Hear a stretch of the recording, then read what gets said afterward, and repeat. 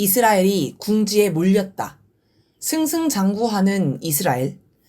이스라엘이 하마스 소탕을 명분으로 팔레스타인을 침공한 데 이어 이번에는 헤즈볼라 소탕을 명분으로 레바논을 침공했습니다.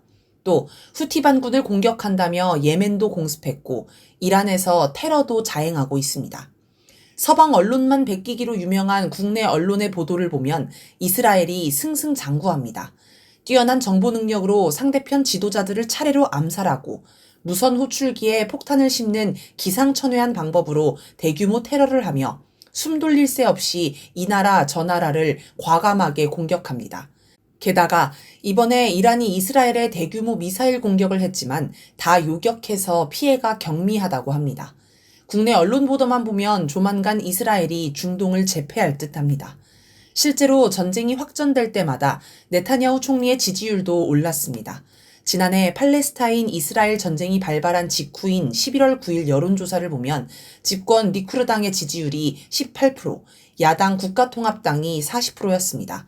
그러다 하마스 지도자 이스마일 하니예를 암살하고 헤즈볼라 지휘관 푸아드 슈크르를 살해한 뒤 8월 12일 여론조사에서 리쿠르당 23%, 국가통합당 24%로 바뀌더니 이른바 삐삐테러 직후인 9월 19일 리쿠르당 24%, 국가통합당 21%로 역전했습니다. 이스라엘이 공격을 강화할 때마다 여당 지지율이 오른 것입니다. 또 헤즈볼라 공격을 전면화한 직후인 9월 30일 여론조사 결과 당장 선거를 하면 리쿠르당이 가장 많은 의석을 차지할 것으로 나타났고 총리 적합도에서도 네타냐후가 35%로 국가통합당 대표인 베니 간츠의 29%를 크게 앞섰습니다.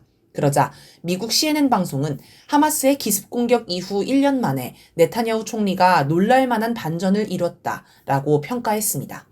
이스라엘의 성과를 보며 미국도 신이 난 듯합니다. 우크라이나 전황을 보면 답답하기만 한데 이스라엘은 연일 전쟁을 확대하며 승전보를 올립니다. 그래서 우크라이나 무기 지원에는 뜸을 들이면서도 이스라엘에는 무기를 전폭적으로 지원합니다. 무기 지원뿐 아니라 아예 미군이 직접 들어가 이스라엘을 지켜줍니다.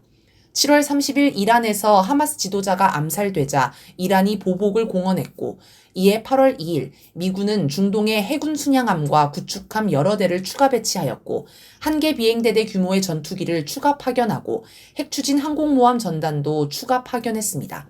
또 핵잠수함 배치 계획도 발표했습니다. 최근에도 이스라엘이 헤즈볼라 공격을 전면화하자 수천 명의 미군 병력을 중동에 파병하기로 했습니다. 또 공군력도 2배로 확대됩니다. 이번에 이란이 이스라엘을 미사일로 공격할 때도 미국은 지중해 동부에 배치한 구축함에서 12발의 요격 미사일을 발사해 주었습니다. 지난 4월에 있었던 공격 때도 미국은 이란 미사일을 요격해 주었습니다. 특히 미국은 값비싼 요격 미사일 SM-3를 아낌없이 쓰고 있습니다. 4월에 4발에서 7발, 이번에 12발 이하를 사용했습니다. SM-3는 가격이 1천만 달러가 넘고 1년에 12발밖에 생산하지 않는 희귀 요격 미사일인데도 저렇게 퍼부은 것입니다. 또 이스라엘이 전쟁을 확대할 때마다 적극적인 지지와 환영의 목소리를 냈습니다. 이스라엘의 성과는 신기루. 그런데 조금만 들여다보면 이스라엘이 승승장구하는 모습이 신기루임을 알 수 있습니다. 이스라엘이 이기고 있다면 상대편이 지고 있어야 합니다. 즉 상대편의 힘이 약해지고 후퇴하며 전의를 상실해야 합니다. 그런데 이스라엘과 대적하는 하마스, 헤즈볼라, 후티 반군, 이란에서 이런 모습을 찾기 힘듭니다. 일단 하마스부터 봅시다. 하마스 병력이 얼마나 되며 얼마나 피해를 보았는지는 확인할 수 없습니다. 다만 팔레스타인 민간인이 엄청나게 많이 죽었지만 정작 하마스는 큰 타격을 입지 않았다는 분석이 많습니다. 하마스가 전의를 잃고 항복한다는 소리도 들리지 않습니다. 심지어 이스라엘군이 초토한 후 철수한 가자지구 북부에 하마스가 복귀해 이스라엘군이 재공격을 해야 하는 일도 있었습니다. 지난 4월 22일 미국 뉴욕타임스는 전쟁이 반년을 넘겼지만 하마스 섬멸과 인질 구출이라는 이스라엘의 양대 목표를 달성하지 못했고 하마스 괴멸은 앞으로도 쉽지 않을 것이라고 분석했습니다. 또 하마스 최고 지도자 대부분은 여전히 건재하며 지하 15층 깊이의 수백 킬로미터 길이의 땅굴 파괴도 어렵다고 했습니다. 미국 정보기관이 3월에 내놓은 연례 정보평가 보고서에도 이스라엘은 아마도 앞으로 수년간 하마스의 지속적인 무력 저항에 직면할 것이라고 전망했습니다. 아키바토르 주한 이스라엘 대사는 6월 5일 한겨레와 대담에서 이데올로기로서의 하마스는 박멸할 수 없다라고 했습니다. 같은 대담에서 도브 왁스먼 캘리포니아대 교수는 하마스의 날개를 꺾더라도 하마스 사상에 이끌린 무장대원이 없으리란 법은 없고 되레 하마스에 대한 정치적 지지가 커질 수 있다라고 하였습니다. 그는 하마스가 군뿐 아니라 정치, 사회적 조직을 갖춘 다면적 조직이며 하마스 정치 지도자는 카타르, 튀르키예 등 다른 나라에도 있고 전 세계의 지지 세력과 자금 모금망이 있다고 했습니다. 이스라엘이 헤즈볼라나 후티 반군, 이란 등으로 눈을 돌린 이유도 하마스 소탕전에서 더 이상 성과를 내기 어렵기 때문이라는 시각도 있습니다. 정상적이라면 하마스 소탕전에서 승리를 선언하고 다른 전쟁으로 넘어가야 하는데 그럴 수 없는 것입니다. 만약 하마스를 소탕했다고 선언했는데 다음 날 하마스의 공격이 재개되면 망신만 당할 뿐입니다. 게다가 인지를 구출하지 못했으니 승리를 선언할 수도 없습니다. 다음으로 헤즈볼라를 봅시다. 테러 조직이란 인상과 달리 헤즈볼라는 레바논 연립정부의 일원이며 독자적 군대를 보유한 정치 세력입니다. 헤즈볼라의 군사력은 레바논 정부군보다 더 강하다고 하며 미사일과 무인기도 다량 보유하고 있습니다. 2006년 이스라엘이 1만 명의 병력으로 레바논을 침공했을 때 헤즈볼라의 저항에 큰 피해를 보고 결국 후퇴한 적도 있습니다. 레바논의 국호는 레바논 산맥에서 유래하는데 어원을 따져보면 흰색을 뜻합니다. 아열대 지방인 중동에서는 보기 드물게 만년설이 쌓여 있어서 붙은 이름입니다. 높은 산맥 아래로는 헤즈볼라의 땅굴이 있습니다. 2006년 이스라엘 침공 이후 국경 지역에 적극적으로 땅굴을 건설했으며 총 길이가 45km에 달한다고 합니다. 현지 언론은 이를 지하 왕국이라 부를 정도로 방대한 규모입니다. 이 과정에서 북한과 이란이 도움을 주었고 특히 북한은 산악지역 땅굴 건설 경험이 많아 중요한 도움을 주었다고 합니다.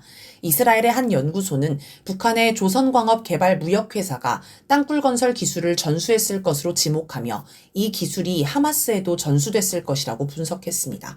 헤즈볼라의 땅굴은 사막 지역에 만든 하마스의 땅굴에 비해 훨씬 튼튼하기 때문에 이스라엘이 쉽게 공략할 수 없습니다.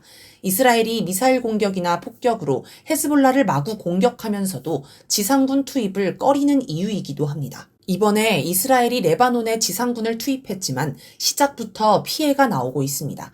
이스라엘군 6.21 특수정찰부대가 레바논 남부 마룬 알라스 지역에 침투했다가 헤즈볼라의 매복 공격으로 에이탄 이츠하크 오스테르 대위를 비롯한 장교 2명과 병사 4명이 숨졌으며 35명이 부상했고 전차 세대가 완전히 파괴됐습니다. 또 국경 서쪽의 야룬 마을을 우회하던 이스라엘군도 매복 공격으로 최소 14명이 사망했습니다. 이 때문에 이스라엘이 지상군 투입을 중단하고 다시 공군 공습으로 전환했다는 이야기도 나옵니다. 하지만 공습으로는 민간인 피해만 생길 뿐 땅속에 기지를 구축한 헤즈볼라 군사력을 약화하는 데는 한계가 큽니다. 예멘의 후티 반군은 살펴볼 필요도 없습니다. 이스라엘에서 멀리 떨어져 있기에 전면전을 할 수 없고 기껏해야 공습 정도 할 수 있는데 미국도 여러 차례 예멘을 공습했지만 거의 성과를 내지 못했습니다. 이스라엘이 후티 반군을 상대로 승리할 방법은 없습니다. 반면 후티 반군은 이스라엘로 가는 선박을 홍해에서 공격해 이스라엘 경제에 큰 타격을 주고 있습니다. 또 이번에 이란과 함께 무인기와 순항미사일로 이스라엘을 공격하기도 했습니다. 이란 역시 이스라엘과 국경을 맞대고 있지 않으니 전면전을 할 수는 없습니다. 이스라엘이 간혹 이란을 공격하기도 하지만 소규모 공습에 그쳐 이란에 타격이 되지는 못했습니다. 반면 이란은 4월과 10월 두 차례에 걸쳐 역대급의 대공습을 펼쳤습니다. 하루 동안 발사한 미사일 대수로 사상 최대를 기록할 정도로 엄청난 미사일과 자폭용 무인기를 퍼부었습니다. 이스라엘은 이란의 공격을 모두 막아냈다고 발표하지만 속도가 느린 미끼용 무인기나 요격했을 뿐 대부분의 미사일이 지상에 낙하해 폭발했습니다. 현지 주민들이 찍은 이런 영상들은 인터넷에 널리 돌아다닙니다. 물론 하마스나 헤즈볼라의 피해가 없지는 않으며 여러 지휘관과 요인들이 죽은 것도 사실입니다. 하지만 지휘관 몇 명 죽인다고 군사력을 와해할 수는 없습니다. 특히 하마스나 헤즈볼라는 정규군이 아닌 비정규군에 가깝기 때문에 유연하고 탄력적인 운영을 하여 지휘부 대책을 빨리 세울 수 있습니다. 예를 들어 헤즈볼라는 나스랄라가 살해된 후 곧바로 하심 사피에딘 집행위원회 의장을 새 사무총장으로 선출했습니다. 하마스나 헤즈볼라는 이스라엘의 자국민 학살에 반발해 등장한 조직이기 때문에 반이스라엘 의지가 강하고 자국민의 지지를 받습니다. 따라서 지휘관 몇 명이 죽는다고 흩어지지 않고 오히려 복수심을 더 키우고 병사 지원자가 늘어날 수 있습니다. 장기전으로 가면 결과는 단기적으로는 이스라엘이 이런저런 성과를 낼 수 있겠지만 위와 같이 이스라엘의 적들이 건재하기 때문에 전쟁은 쉽게 끝날 수 없습니다. 장기전으로 가면 이스라엘이 과연 버틸 수 있을까요? 전쟁을 직접 수행하는 이스라엘군의 처지를 먼저 살펴봅시다. 이스라엘에는 상비군이 17만 6,500명, 예비군이 46만 5천 명이 있어 군인이 인구 대비 세계에서 가장 많다고 합니다. 이스라엘의 인구는 약 1,000만 명입니다. 이스라엘은 남녀 구분 없이 18세가 되면 군대에 가며 남자는 32개월, 여자는 24개월 복무합니다. 이후 남자는 예비군에 편제되어 45세가 될 때까지 정기적으로 훈련을 받습니다. 지금처럼 전쟁하는 동안에는 예비군을 상시로 동원해야 합니다. 장기전이 되면 예비군 동원도 장기화합니다. 예비군은 대부분 직장인일 텐데 계속 군대에 있으면 생업을 꾸리지 못합니다. 경제에 큰 타격이 될 수 있습니다. 이미 지난 5월부터 이스라엘 언론에는 예비군의 생계 위험 문제가 심각하다는 보도가 나오기 시작했습니다. 예비군이야 당장 군대에서 먹여주고 재워주고 하지만 그 가족들은 대책이 없습니다. 또 학생의 경우 공부를 할 수 없습니다. 당장은 몰라도 몇 년 후 인재 부족으로 심각한 사회 문제가 될 수 있습니다. 한국만 해도 의대생이 1년간 집단 휴학을 하니 몇 년 후 의료체계 붕괴로 이어질 것이라는 우려가 쏟아집니다. 그런데 이스라엘은 의대뿐 아니라 모든 분야의 학생이 몇 년씩 학업이 중단되는 꼴입니다. 큰 후유증이 발생할 것입니다. 물론 이스라엘 국민이 애국으로 똘똘 뭉치면 이런 어려움도 이겨낼 수 있습니다.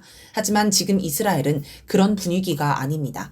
네타냐후의 권력욕 때문에 전쟁이 끝나지 않는다는 불만이 큽니다. 전쟁이 발발하기 전 네타냐후는 권력 독점을 위해 사법개혁을 추진했습니다. 이에 민심이 돌아선 것은 물론 군부까지 반발해 장교들이 반정부 시위에 동참하고 훈련을 거부하는 등 심각한 상황이었습니다. 그러다 전쟁이 발발하면서 네타냐후가 위기에서 벗어났습니다. 그러니 네타냐후는 전쟁이 고맙고 이 상황이 계속되기를 바랄 것입니다. 하지만 전쟁 초반부터 네타냐후와 요아브 갈란트 국방부 장관 사이에 이견이 나왔습니다. 갈란트 장관은 최소한의 군사작전만 하고 전쟁을 끝내자고 했지만 네타냐후는 최대한 길고 고통스러운 전쟁을 수행해야 한다고 주장했습니다.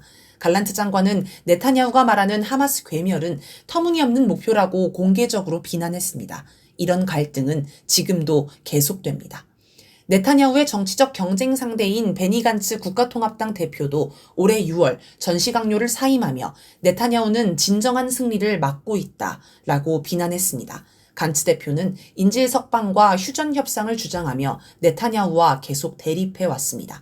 급기야 9월 1일에는 전쟁 발발 후 최대 규모인 70만 명의 이스라엘 국민이 반정부 시위에 나서기까지 했습니다. 이날 시위는 네타냐후가 휴전 협상을 방기하고 군사작전에만 매달리다 결국 6명의 인질이 사망했기 때문에 발생했습니다. 이들은 즉각 휴전과 네타냐후 사퇴를 촉구했습니다. 인구 1천만 명 가운데 70만 명이 시위했으니 한국으로 치면 300만, 400만 명이 시위한 셈입니다. 박근혜 탄핵 집회 수준입니다. 이처럼 이스라엘 여론은 애국으로 똘똘 뭉쳐 전쟁을 하자는 게 아니라 정부와 전쟁을 반대하는 게 기본입니다. 이런 상황에서 전쟁이 장기화하면 군대가 흔들립니다. 예비군은 원래 민간인 생활을 하던 사람들이라서 민심과 예비군의 여론은 거의 일치합니다. 민심이 전쟁을 반대하면 예비군도 전쟁을 반대하게 되어 있습니다. 징집 대상 청년들 사이의 불만도 커질 것입니다. 지난 6월 30일에는 초정통파 유대교인 수천 명이 징집을 거부하며 폭력 시위를 하기도 했습니다. 하레디는 원래 징집 대상이 아니었는데 대법원이 하레디 병역 면제가 법적 근거가 없다는 판결을 하자 여기에 반발한 것입니다. 하레디를 대변하는 정당이 현재 연립정부에 함께하고 있기 때문에 정부 내 갈등이 더욱 커졌습니다. 현재 하레디는 징집 대상 가운데 20%가 넘습니다. 또 남자의 군 의무 복무 기간을 32개월에서 36개월로 연장하기로 해 청년층의 반발이 예상됩니다.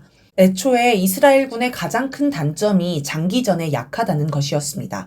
이스라엘군 장병수가 인구 대비 많기는 하지만 주변국이 모두 적국이라는 점을 감안하면 사실 많은 편은 아닙니다. 그래서 이스라엘의 군사 교리는 적의 영토에서 단기전으로 결정적 승리를 거둔다라는 것입니다. 실제로 이스라엘은 미사일과 전투기 등 무기 우세로 전쟁할 때 유리하지 지상전을 오래 하면 종종 밀리는 모습을 보여왔습니다. 그런데 지금 이스라엘군은 군사 교리와 반대로 전쟁을 하고 있습니다. 퇴역 장성인 이츠하크 브릭은 9월 3일 이스라엘 언론 하레츠에 기고한 붕괴 중인 것은 하마스가 아니라 이스라엘이라는 글에서 하마스는 이미 17, 18세로 대열을 보충했는데 이스라엘 징집병들은 지치고 훈련 부족으로 전문 기술을 잃어가고 있다. 이스라엘군은 다면전을 벌일 병력이 부족하다라며 이스라엘의 경제, 국제관계, 사회적 응집력이 하마스와 헤스볼라에 대한 이번 소모전으로 심각하게 손상됐다라고 주장했습니다. 장기전이 이스라엘에 불리한 건 경제 문제도 한몫합니다. 이스라엘은 지금 막대한 전쟁 비용을 감당하기에 빠듯한 상황입니다. 지난해 이스라엘 재무부는 이스라엘이 하마스와의 전쟁 비용으로만 적어도 500셰켈을 쓰게 될 것으로 내다봤습니다. 게다가 팔레스타인 건설 노동자가 사라지면서 건설 사업이 중단되고 일상적인 대피 소동으로 물품 생산량도 전쟁 이전보다 크게 떨어졌습니다. 예멘이 홍해에서 이스라엘로 가는 배들을 공격하는 바람에 무역에도 차질이 생겼습니다. 관광산업도 타격을 입었습니다. 이스라엘 조사업체에 따르면 올해 최대 6만 개의 기업이 문을 닫을 전망이라고 합니다. 더 심각한 문제도 있습니다. 지난 9월 21일 영국 언론 텔레그래프는 전쟁으로 지친 이스라엘이 하마스 공격 1년 만에 두뇌 유출에 직면했다라고 보도했습니다. 과학자, 의사, 교수 등 고급 인력들이 전쟁에 지쳐 나라를 떠나고 있는 것입니다. 이스라엘 언론에 따르면 한 달에 1만 명가량의 이스라엘인이 출국해 돌아오지 않는다고 합니다. 이들은 서민들보다는 대체로 해외에 정착해서 살 만한 지식인, 부유층들일 것입니다. 이스라엘은 세계 최고의 창업 강국입니다. 벤 데이비드 텔 아비브대 경제학 교수는 이스라엘 경제가 대학, 스타트업, 병원의 고급 인력 30만 명으로 유지된다고 설명했습니다. 이들이 떠나면 이스라엘 경제는 붕괴하고 말 것입니다. 지식인 유출은 나라의 장래를 어둡게 합니다. 여기에 학생들의 학업 부족, 대학생들의 징집과 장기간 전투까지 겹치면 더 심각합니다. 이스라엘 언론 하레츠는 이스라엘 독립기념일인 5월 14일 이스라엘은 100주년을 기념하기 위해 살아남을 것인가 라는 제목의 사설을 게재했습니다. 지금 네타냐후가 사임하지 않으면 건국 100주년이 되는 2048년 전에 이스라엘이 사라질 수도 있다는 경고를 하는 사설이었습니다. 출구가 없는 이스라엘. 이스라엘이 전쟁에서 승리하려면 이란을 결정적으로 꺾어야 합니다. 하마스, 헤스볼라, 후티 반군 모두 이란의 직간접적 지원을 받기 때문입니다. 이란이 대규모 미사일 공격을 하자 이스라엘 안에서 이란 핵시설을 폭격하자는 주장이 나왔습니다. 이 정도는 이란도 예상했을 것이며 미사일 공격을 결정한 순간 이에 대비하는 조처도 했을 것입니다. 또 네타냐후가 이란 국민을 향해 여러분이 자유로워질 것이라는 영상을 공개하기도 했습니다. 이란 정부가 이란 국민을 억압하는데 이스라엘이 자유를 찾아주겠다는 것입니다.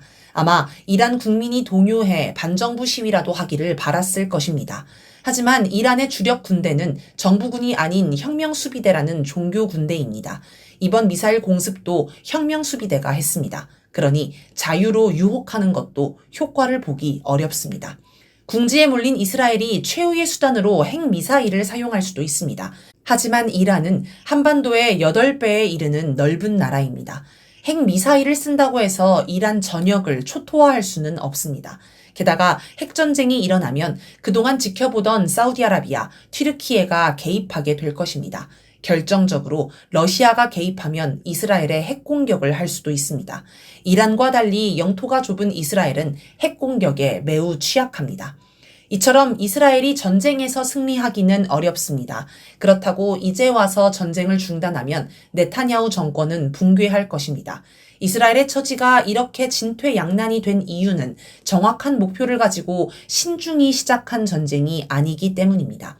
네타냐후가 정권 위기에서 벗어나려고 하마스와 전쟁을 하고 헤스볼라로 전쟁을 확대하고 예멘과 이란까지 공격한 것입니다. 모두 계획된 작전이 아니라 즉흥적으로 엉뚱하게 시작한 전쟁입니다. 그래서 네타냐후와 국방부 장관이 싸우기까지 한 것입니다.